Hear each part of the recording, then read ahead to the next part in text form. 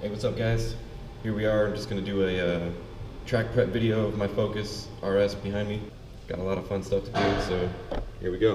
We're gonna be doing an oil change today. I got Mobile One 5W50. I'm gonna see about putting some riv nuts in because I made an aluminum under tray underneath the car. I'll show you that. I got Stop Tech rotors for the back, slotted. EBC yellow stuff pads for the back. We're gonna be flushing out the brake fluid, and this is what's already in it, but it's old, so we're gonna put some more back in. DBA 4000 series for the front, single one piece. Again, EBC yellows for the front. Really handy tool, you guys see this, to compress the 4-piston calipers up front. Awesome. And when we're doing the brake flush, just a little bleeder with a one-way check valve on it. Let's get her up in the air and get these old ratty ones out. They're pretty worn. I don't know if you can see that. Let's get to it.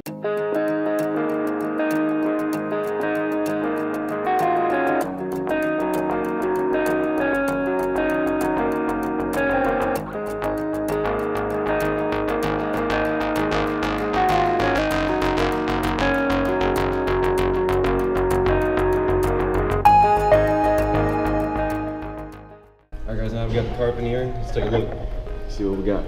So these were the Matron slotted rear rotors I got straight from Matron. I was running them with the track pad, which is basically completely done now. These have been on the car for almost exactly a year. Ran them all last year through the track at the Nürburgring and through the winter actually on the same pads, and they lasted. These are the EBC slotted rotors that I got, and I was also running the Matron track pad up front as well. These I only changed once. These were changed the same time as the back. So these have been on the car for about a year. And the track pad I changed once at the end of the season. This is how much wear I got through the winter without, tracking it at all. There you can see, they probably got about 30% of their life left, but we're gonna change them out anyways. Start putting the rears on. So Ford and all their genius decided to put a sway bar right in line with the bottom caliper bolt here. That's a 7 mil. So you got to get either just a normal Allen key or something short enough to get in there, because you can't get, this guy in there. It's just kind of, yeah, it doesn't really work. Once you break it loose, it's pretty easy. A little tedious, but maybe we'll get there. All right, guys. So once you get them bolts out, just you can slide them back. This has been or the caliper is pushed out far enough where you can get these with your hand. And once you get this little front clip off, just with a flathead screwdriver, just pop that guy off. I don't really care about the blue caliper paint. Obviously, the brakes are dusty and dirty anyways. Make sure you undo your e-brake, and this should come right out. You might need a motivator. And get right in there. And yeah, she comes out. Now, if I recall correctly, I believe there's a spring that goes on the back of one of these, and I don't know where it went. Might have lost it at some point. Kind of scary. But anyway, as you can see, these have been done for some time now. Looks like the back one wore a little faster than the outside one, but that's why we're changing them. All right, let's go ahead and get this caliper bracket off, and then we'll get the rotor off and see what else is damaged.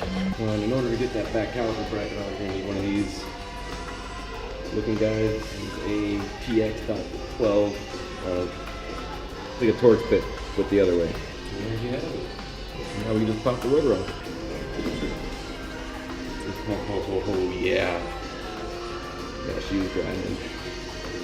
Alright, now we got the rotor off. We gotta use one of these brake caliper compression tool kits. It's a right-handed e-brake. This is to compress the e-brake. This is really dumb to do with one hand. And you're gonna wanna spin this guy back so this plate here puts pressure on these forks, and make sure those two notches go into the caliper piston, like so. And here we go. While you're compressing this, you want to make sure that you pop your cap on your brake fluid reservoir. This is going to push all the fluid back into the system, and it might overflow up there. So. like that. Let's throw the disc on, then the pads. All right, so these are the rear rotors. These are marked right and left, so let's see that one. See, that's the right. So we're on the left. Okay. Let's go ahead and throw this guy on. Most rotors come with a coating on the surface to keep them from rusting before you put them on the car, so this will go ahead and get it all up. Once you get your rotor on, before you go and throw this guy back on, you're gonna wanna clean these guys up a little bit and just touch them with some grease, just so those pads slide nice and easy over those and they don't bind up, and just get you a wire brush and get in there. That'll do for now, and got some brake lube, just a little bit. And those should slide nice. All right, got the caliper bracket on, got these torqued up. Don't ask me what the torque spec is. I used a German torque. We call it Guten tight. You wanna make sure you lube up these slider bolts in here just to make sure they're sliding properly and you get even wear on the brake pads. And as earlier I suspected, there is a spring on the back of those pads. Where mine went, I do not know. The dust boot on the caliper looks fine. Nothing got torn, nothing's leaking. I'm not losing brake fluid. We are good. I just don't know where that spring went. But yeah, the spring to pad goes in the back like so.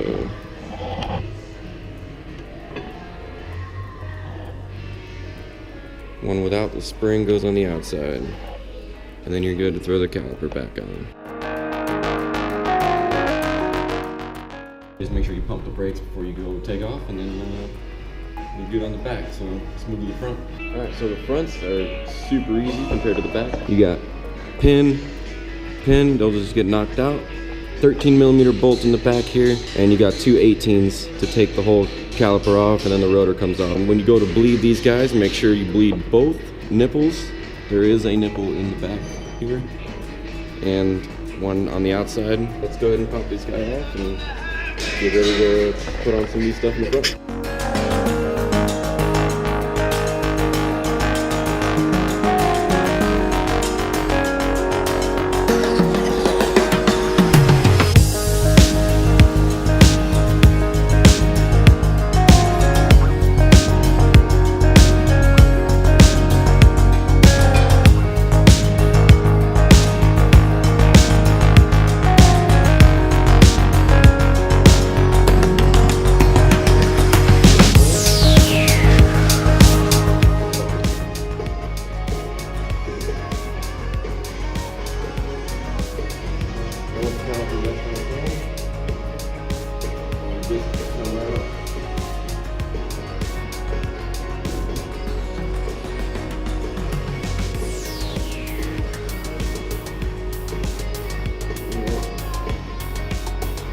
Some track work.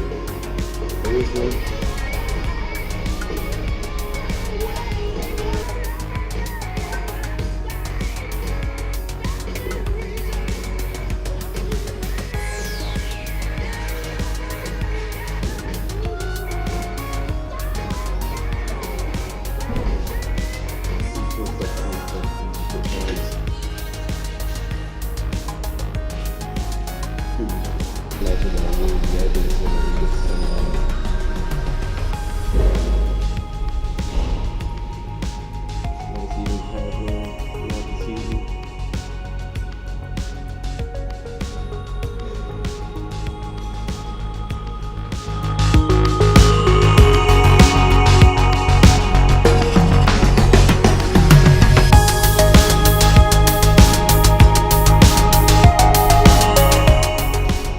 Also, we just finished up the brakes. Got the DVAs done, the yellow stuff in.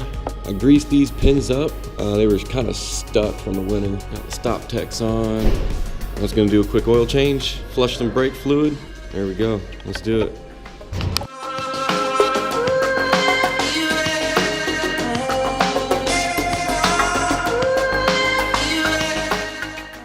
Well, I don't know if you guys can see this, but there is some seepage right coming through here.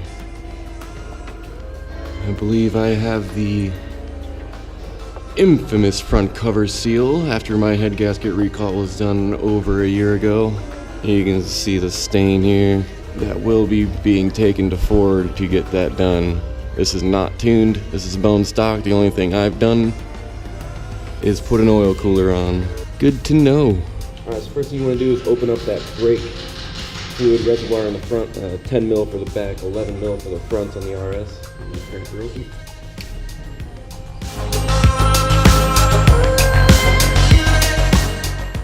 Ooh, she's dirty. Dirty girl.